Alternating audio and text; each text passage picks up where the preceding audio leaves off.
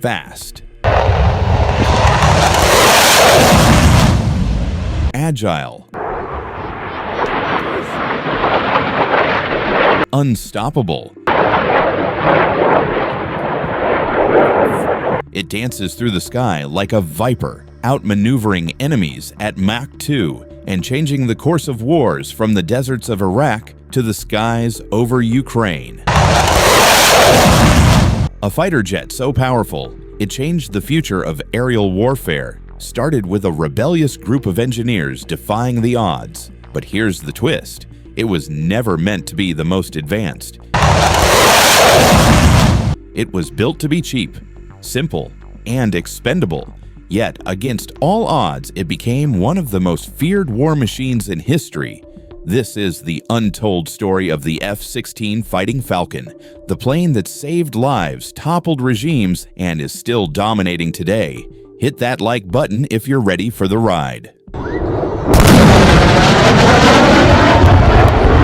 Hey everyone, welcome back to Sky Pulse Aviation, where we dive into the machines that shaped history. Today, we're unpacking the F-16 Fighting Falcon, the ultimate underdog turned global icon. Over 4,600 built, flown by 26 nations, and still in production after 50 years.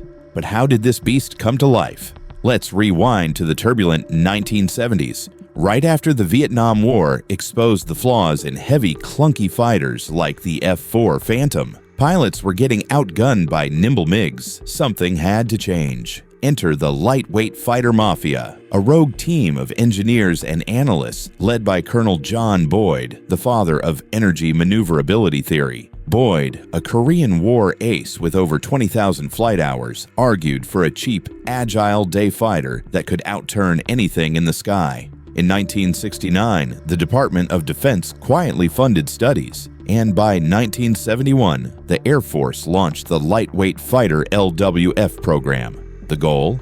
A 20,000-pound jet optimized for dogfights at Mach 1.6, ditching the heavy radar and missiles for pure speed and handling. By 1972, 5 companies pitched ideas, but General Dynamics Model 401 and Northrop's P600 won prototypes. Codenamed YF-16 and YF-17, these birds were built for one thing: winning the air combat fighter competition. Here's where it gets thrilling.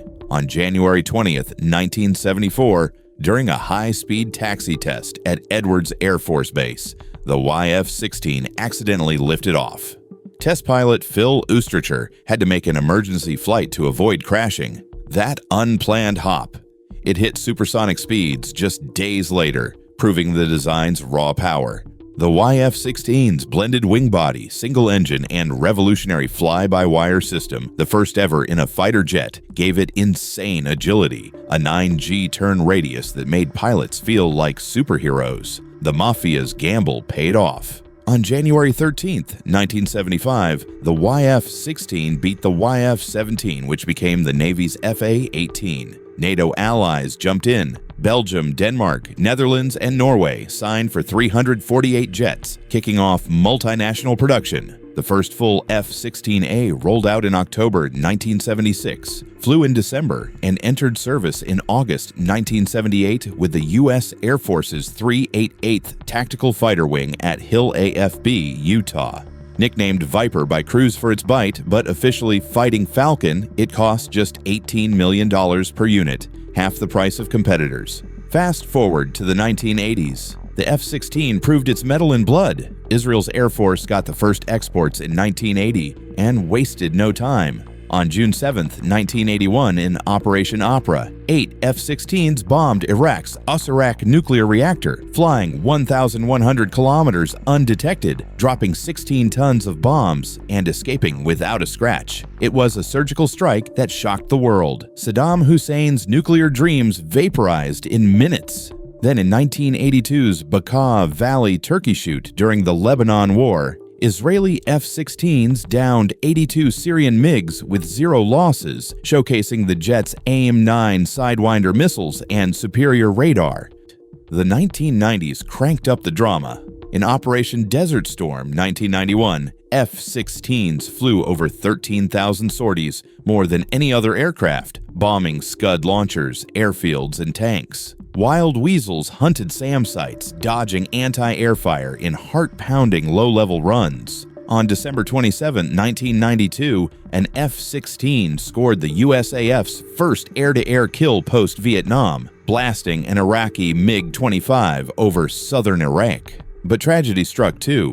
In 1994, a friendly fire incident over Bosnia killed 26 in a Black Hawk shootdown, highlighting the risks of high-stakes ops. Into the 2000s, the Viper evolved. Upgrades like the Midlife Update MLU added AESA radars, helmet-mounted sights, and precision JDAM bombs. In Afghanistan and Iraq, F-16s provided close air support, like in 2011, when Major John Caldwell strafed insurgents saving a special ops team, earning the Distinguished Flying Cross. Pakistan used F-16s in 1987 to down Soviet and Afghan jets, while Venezuela sparked a border crisis with Colombia in 1987. Now in the 2020s, the F-16 is more relevant than ever. Over 2,000 still fly worldwide, with production restarted in 2019 at Lockheed Martin's Greenville plant. The F-16V Viper variant boasts advanced avionics, conformal fuel tanks for longer range, and AI-assisted targeting.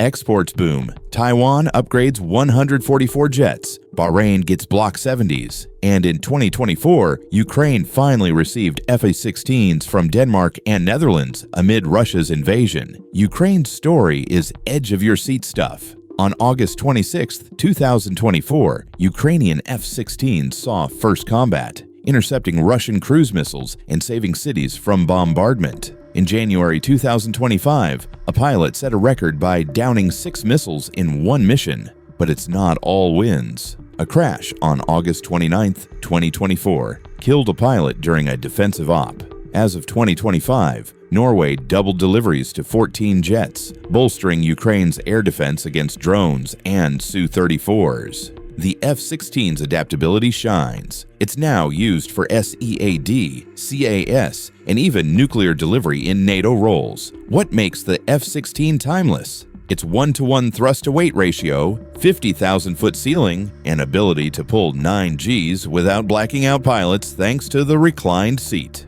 Fun fact, it's the first jet with a side-stick controller, inspiring video games like Ace Combat. Over 100 million flight hours, 0 structural failures. It's built like a tank, but flies like a bird. The F-16 isn't just a plane. It's a symbol of innovation, courage, and evolution. From a sketch in the 70s to defending freedom in 2025, its story proves great ideas can conquer the skies.